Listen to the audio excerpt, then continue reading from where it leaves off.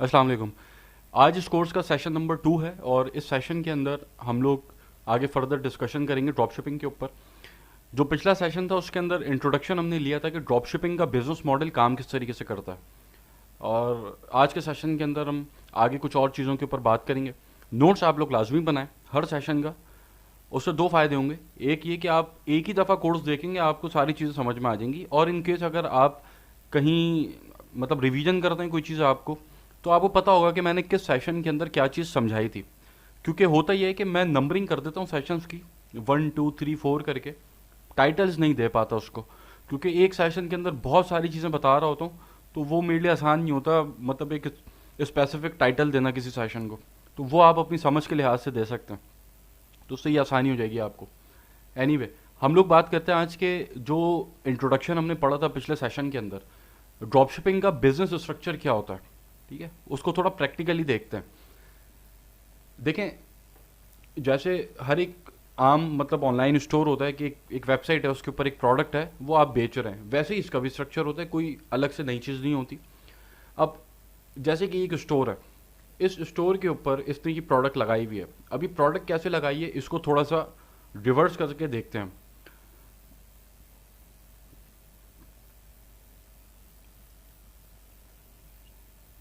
ये जो मैं स्टेप्स परफॉर्म कर रहा हूँ, ये आगे भी जब हम प्रोडक्ट रिसर्च करेंगे तो आप लोगों में बताऊंगा, इसको अभी छोड़ दें।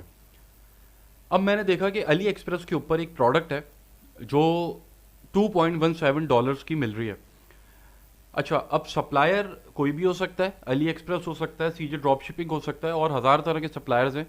जो सप्लायर वाले सेक्शन के अंदर हम आएंगे तो सीखेंगे वो सारी चीज़ें। अभी मैं अली एक्सप्रेस को एज एन एग्जाम्पल ले रहा हूँ। ये मैंने देखा यार, ये एक प्रोडक्ट है, अच्छी प्रोडक्ट है, और ये इस प्राइस के ऊपर अली एक्सप्रेस के ऊपर मिल रही है। तो मैंने सोचा क्यों ना मैं इस प्रोडक्ट को अपने स्टोर के ऊपर लगाऊं और उसके अंदर अपना प्रॉफिट मार्जिन ऐड करके आगे बेचूं। मैंने क्या किया, अली एक्सप्रेस से प्रोडक्ट उठाई और अपने स्टोर के ऊपर $16 की लगा दी। अब ये $16 की क्यों लगाई है, इसके पीछे कॉस्टिंग होती है, प्रोडक्ट कॉस्टिंग। वो प्रोडक्ट हंटिंग के ऊपर आएंगे तो सीखेंगे। अब मैंने इसके अंदर अपने एक्सपेंसेस ऐड किए, अपना प्रॉफिट मार्जिन ऐड किया, और इसके ऊपर एड्स चला दिए, मार्केटिंग शुरू कर दी इसकी।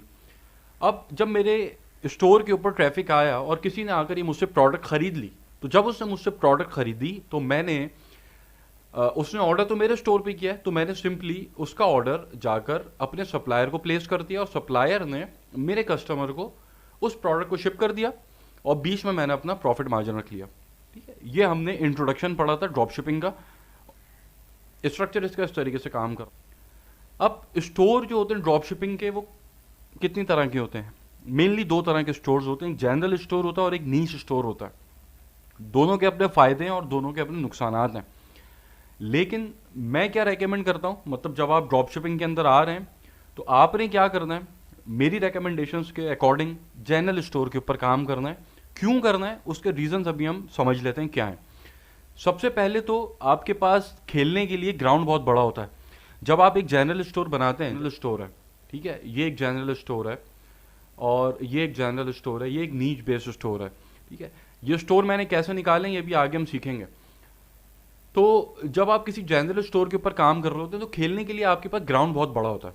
ठीक है, उसके ऊपर आप हज़ार तरह की प्रोडक्ट्स को टेस्ट कर सकते हैं। जबकि नीच बेस्ड स्टोर के ऊपर काम कर रहे होते हैं तो आपके पास एक पर्टिकुलर नीच होती है जिसके अंदर आपने काम करना है, उससे बाहर आप जा नहीं सकते। अब सारा गेम ही प्रोडक्ट का है। ड्रॉप शिपिंग के अंदर एक प्रोडक्ट अगर आपको मिलेगी तो वो आपको बना भी देगी, वही आपको तबाह भी कर देगी। ठीक है, तो सारा गेम जो है वो प्रोडक्ट का है। तो जनरल स्टोर के अंदर सक्सेस रेट ज़्यादा इसीलिए होता है कि वहाँ पर आपके पास प्रोडक्ट सिलेक्शन के लिए ग्राउंड बहुत बड़ा होता है, आप बहुत सारी प्रोडक्ट्स उसके ऊपर टेस्ट कर सकते हैं। जबकि नीच स्टोर के ऊपर ऐसा नहीं है, आपको एक छोटे से ग्राउंड के अंदर खेलना है, उसी के अंदर आपने अच्छी प्रोडक्ट को निकालना है और उसको मार्केट करना है। ठीक है, तो यहाँ पर सक्सेस रेट थोड़ा सा कम होता है। अब आप तो नए हैं, बजट भी आपके पास कम है, तो आपने जनरल स्टोर की तरफ जाना है। नीच स्टोर की तरफ भी आप जा सकते हैं जब आपके पास एक्सपीरियंस आ जाए। एक्सपीरियंस गेन करने के बाद फिर तो कोई रूल आप पे इंप्लीमेंट होता ही नहीं है, फिर तो आप जो चाहें करें, एक्सपीरियंस होना चाहिए, वरना पैसा डूबने के चांसेस ज़्यादा होते हैं। दूसरी एक अहम बात कि जनरल स्टोर के अंदर कस्टमर की साइकोलॉजी इन्वॉल्व होती है। वो कैसे होती है, देखें, किसी भी बिजनेस को करने के लिए जो कंज्यूमर बिहेवियर है उसको समझना बहुत ज़रूरी है। अगर आप अपने कंज्यूमर का, जो आपकी प्रोडक्ट का कंज्यूमर है, उसका बिहेवियर समझ गए तो आप उसको चीज़ आसानी से बेच पाएंगे, वरना आपको वो चीज़ उसको बेचने में मुश्किलात पैदा होंगी। ठीक है, अब क्या है यहाँ पे साइकोलॉजिकल इफेक्ट क्या है? आपने कॉन्सेप्ट देखा होगा $1 शॉप का, ये अभी पाकिस्तान के अंदर भी चल रहा है और दुनिया भर में तो बहुत चल रहा है और बहुत अरसे से चल रहा है। अब एक मैं आपको छोटी सी एग्जांपल देता हूँ, उससे आपको बिल्कुल क्लियर हो जाएगा कि आपने किस डायरेक्शन में जाना है, जनरल में जाना है या फिर नीश स्टोर में जाना है। एक रोड के ऊपर एक बंदा जा रहा है, उसके सामने एक उसको दुकान नजर आई जिसके ऊपर लिखा था $1 शॉप, और उसने उसको देखा और वो उस दुकान के अंदर चला गया। जब वो उस दुकान के अंदर जा रहा है तो उसके दिमाग के अंदर क्या चीज़ वो लेकर जा रहा है, ये मैं आपसे सवाल पूछ रहा हूँ। उसके दिमाग में कौन सी प्रोडक्ट है कि जो वो सोच कर अंदर जा रहा है मुझे लेनी है, ये मैं आपसे सवाल पूछ रहा हूँ। उसके दिमाग में कोई प्रोडक्ट नहीं है।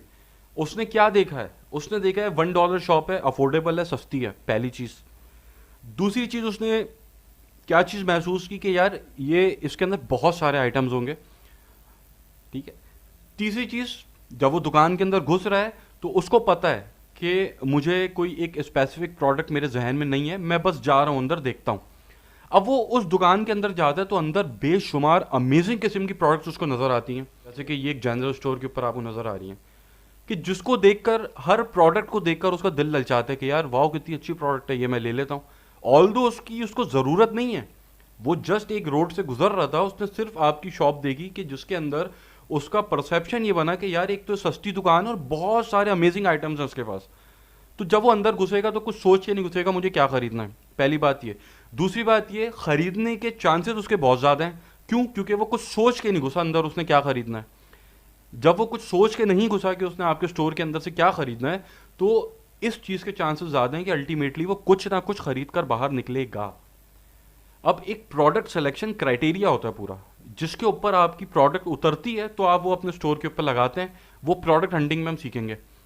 अब इसी के बरअक्स आप एक नीश स्टोर की एग्जांपल ले लें। एक बंदा रोड से गुजर रहा, सामने उसके एक नीश स्टोर आ गया, जैसे फॉर एग्जांपल ये पेट शॉप आ गई। अब वो उस पेट शॉप के अंदर सबसे पहले तो घुसेगा नहीं जब तक उसको वहाँ जो आइटम पड़े उसकी ज़रूरत नहीं होगी, पहली पॉइंट ये। दूसरा पॉइंट ये, अगर वो उस शॉप के अंदर घुस रहा है तो उस शॉप के अंदर वो अपने दिमाग के अंदर एक प्रोडक्ट लेकर घुस रहा है कि हाँ यार मुझे इस प्रोडक्ट की ज़रूरत है, अंदर जाएगा तो ही वो उसको बाय करेगा। तो यहाँ पर प्रोडक्ट खरीदने की प्रोबेबिलिटी कम है। जब तक उसको ज़रूरत नहीं है वो नहीं खरीदेगा, या हो सकता है वो आपकी दुकान के अंदर आए भी नहीं। अब यहाँ पर दो बातें हो गई। पहली बात तो ये होगी कि कस्टमर एक्वायरिंग कॉस्ट आपकी महंगी पड़ेगी आपको नीश स्टोर के ऊपर। क्यों? क्योंकि जब आप अब अपने किसी फेसबुक के यूज़र को अपना ऐड दिखा रहे हैं तो वो ऐड जब वो देख रहा है तो वो आपका ऐड देखने के बाद उसको उसकी ज़रूरत होगी तो ही वो आपके ऐड के ऊपर क्लिक कर कर आपके स्टोर पे जाएगा। आपके स्टोर के ऊपर ट्रैफिक कम जाएगा तो कन्वर्जन रेट भी कम होगा अल्टीमेटली।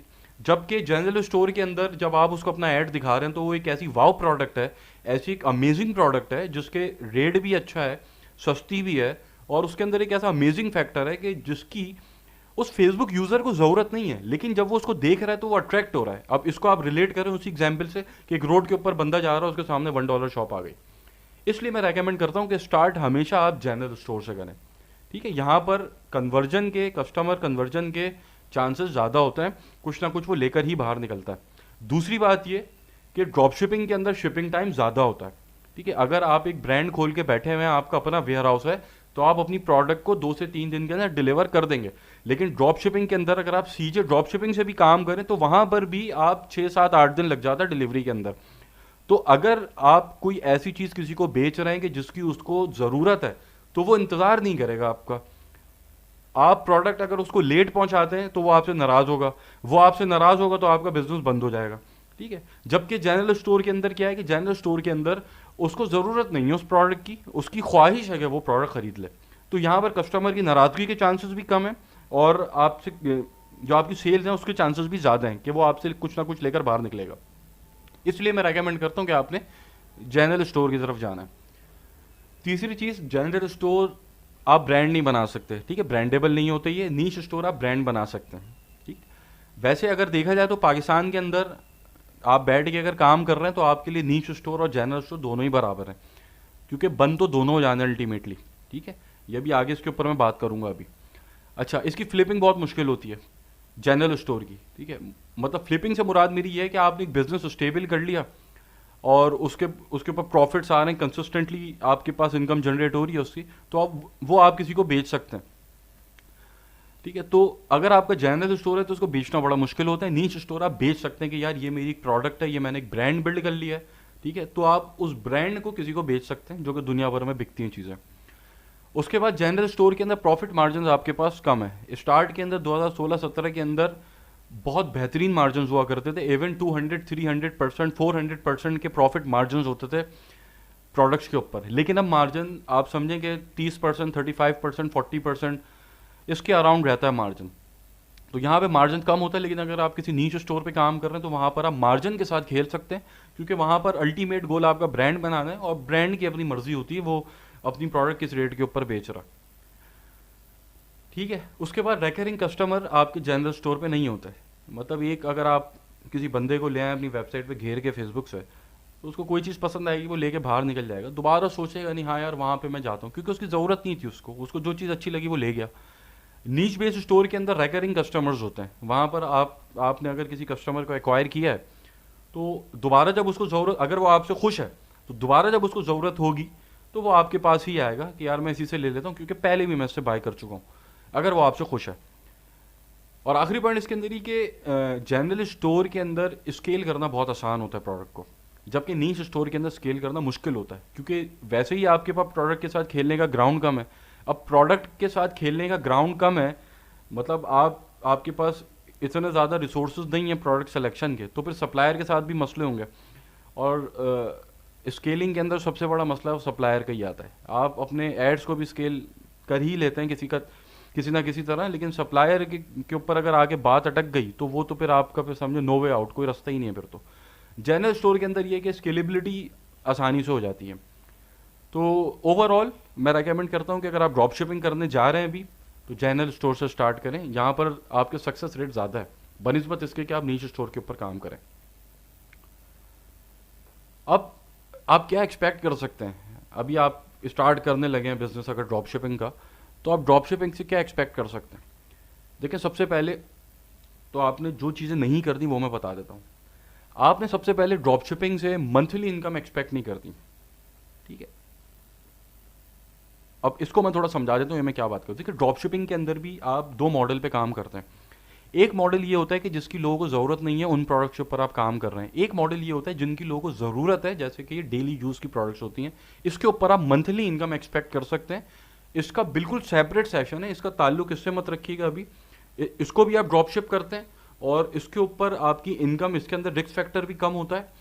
कंसिस्टेंटली आप एक इनकम बना सकते हैं, स्टोर की लाइफ ज़्यादा होती है, और ऐसा नहीं है कि 4-5-6 महीने में आपका स्टोर बंद हो जाएगा, उसकी लाइफ ज़्यादा होती है। और एक इनकम आपकी 1000, 1200, 1300 डॉलर, 1500 डॉलर आप महीने का बना सकते हैं, इससे ज़्यादा आप जा नहीं सकते ऊपर। इसके पीछे बिल्कुल अलग टेक्निक्स हैं, बिल्कुल अलग स्ट्रैटेजीज़ हैं।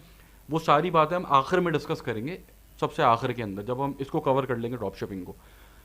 तो पहली चीज़ पर आ जाते हैं जो अभी हम डिस्कस कर रहे हैं, जो वाव प्रोडक्ट्स हैं। मतलब आपने ड्रॉप शिपिंग उन प्रोडक्ट्स पे करनी है कि जिसकी किसी को ज़रूरत नहीं है, ठीक है।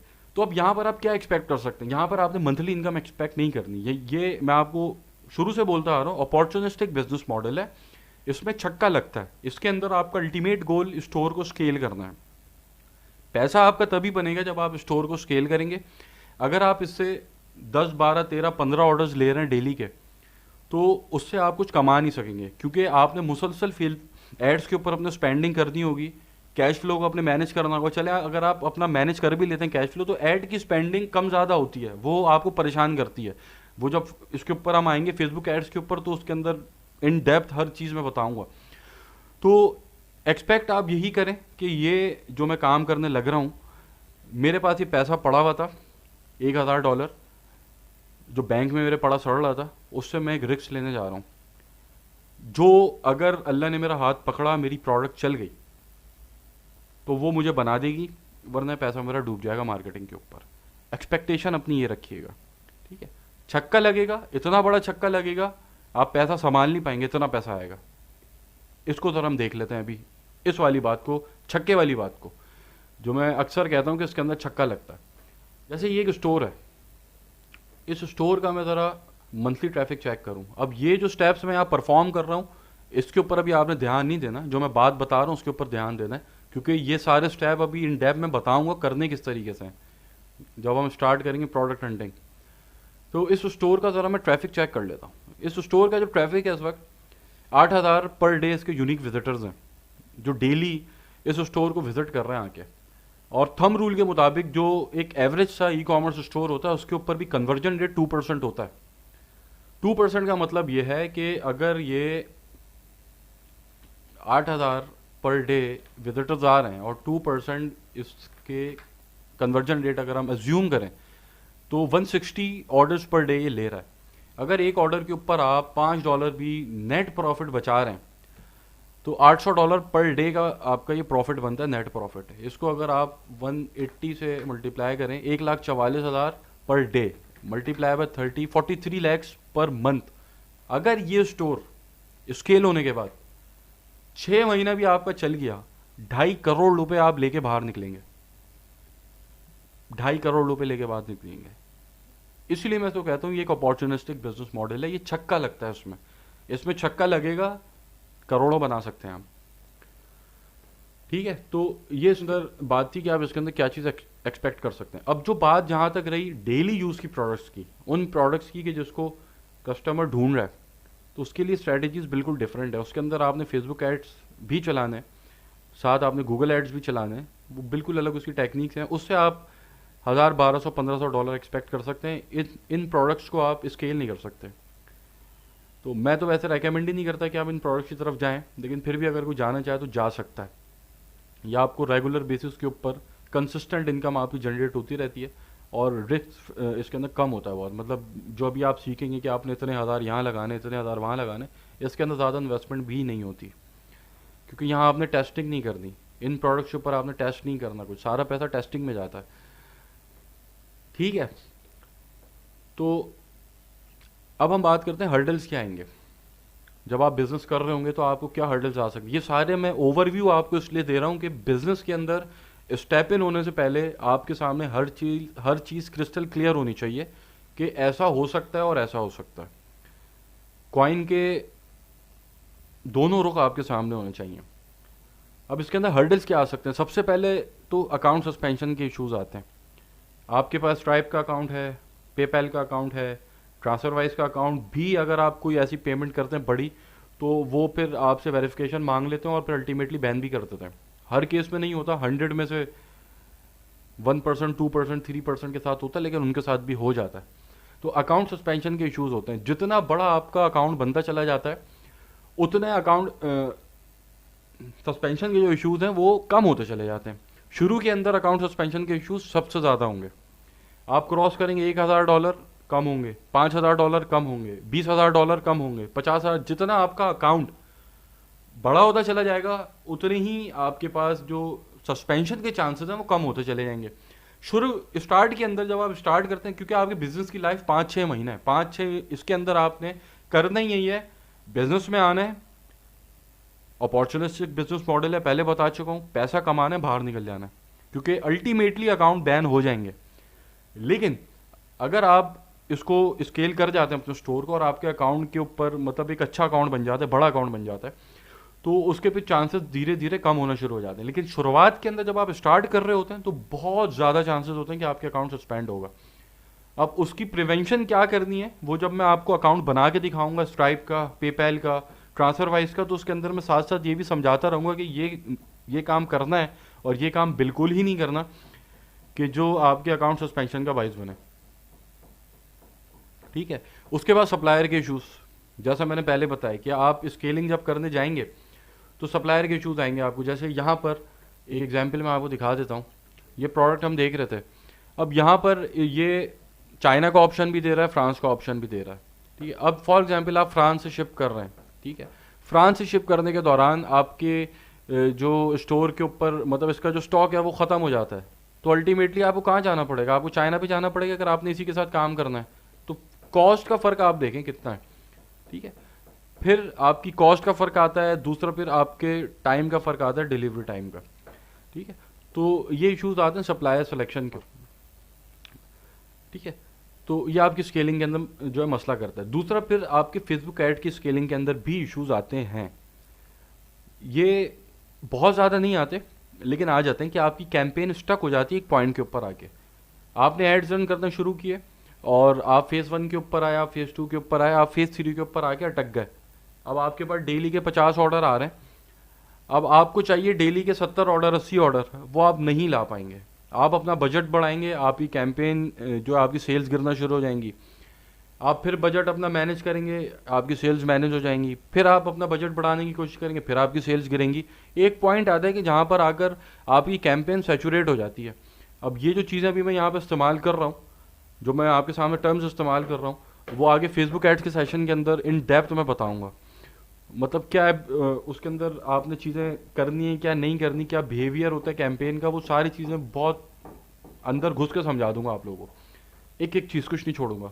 तो स्केलिंग के जो इशूज़ होते हैं ये आपकी फेसबुक एड्स के ऊपर भी आ जाते हैं कि आपकी कैंपेन स्टक हो जाएगी और फिर आप बोलेंगे यार ये तो आगे नहीं बढ़ पा रही कैंपेन। अब वो स्टक जो हो रही कैंपेन वो 50 ऑर्डर पे भी हो सकती है, 10 ऑर्डर पे भी हो सकती है, 5 पे भी हो सकती है। अब आपके पास डेली के 5 ऑर्डर आना शुरू हो गए, अब आप खुश हो गए यार ये तो मेरे पास ऑर्डर आना शुरू हो गया, मेरी प्रोडक्ट मतलब चल गई है, अब मैं इसको स्केल करता हूँ। अब वो 5-6 ऑर्डर से ऊपर आप जा ही नहीं पाएंगे।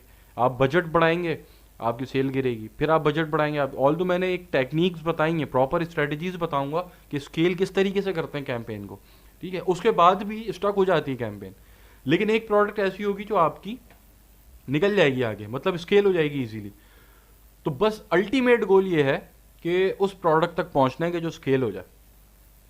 तो ड्रॉप शिपिंग का बिजनेस शुरू करने से पहले ये जो 2 सेशंस आज हुए इसको बार बार रिपीट करके देखिएगा, उसके बाद स्टेप इन होइएगा इस बिजनेस के अंदर।